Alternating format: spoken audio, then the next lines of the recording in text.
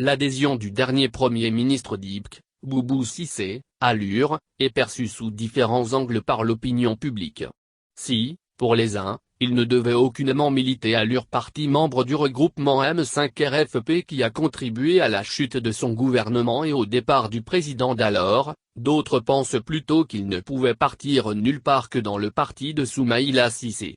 C'est le cas d'un militant de la première heure du parti de la poignée de main qui nous a livré en exclusivité les circonstances de l'arrivée de Dr.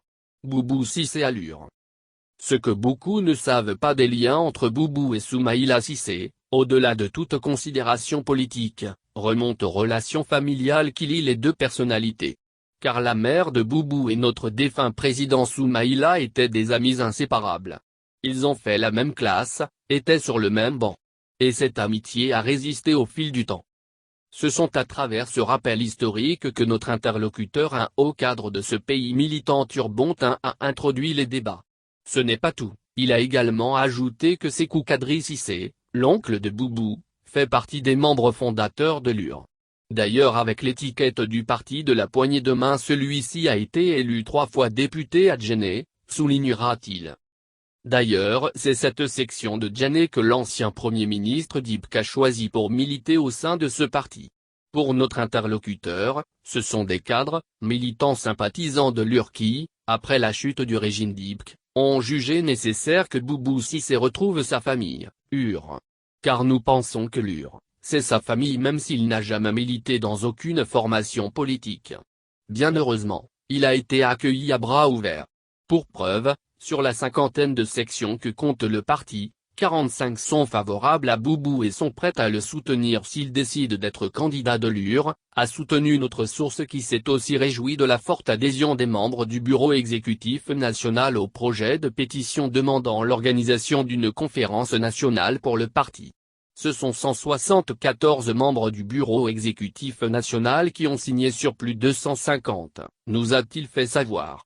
Ce qui lui fera dire que les partisans de Boubou sont confiants et rassurés quant à son avenir l'UR. Nous savons que d'aucuns n'ont pas vu d'un bon œil sa venue car craignant seulement leur propre fauteuil et leur ambition personnelle. Il est temps que tout le monde privilégie l'unité, la cohésion du parti, a-t-il conseillé. Aussi un souci de taille pour ce cadre du parti, c'est le projet de certains membres du bain de contourner les sections pour désigner le choix du candidat. Sous feu Soumaïla Cissé, ce sont les sections qui désignaient toujours le candidat mais subitement, sachant qu'ils sont minoritaires au niveau des sections, certains veulent la mise en place d'une commission de désignation pour les contourner. Ce que nous souhaitons, c'est de faire en sorte que cette structure soit composée des gens impartiaux afin que tous les prétendants à la candidature du parti puissent avoir la même chance, a soutenu notre source. Cette pétition a produit ses premiers effets car la date de la conférence nationale a été fixée au 23 octobre prochain. D'ici là, certains cadres selon lui ne manquent de stratagèmes pour mettre les bâtons des roues de certains candidats et vont jusqu'à demander de dresser un portrait robot du futur candidat, une démarche faite dans le dessein d'exclure des potentiels candidats au profit des candidats de second couteau.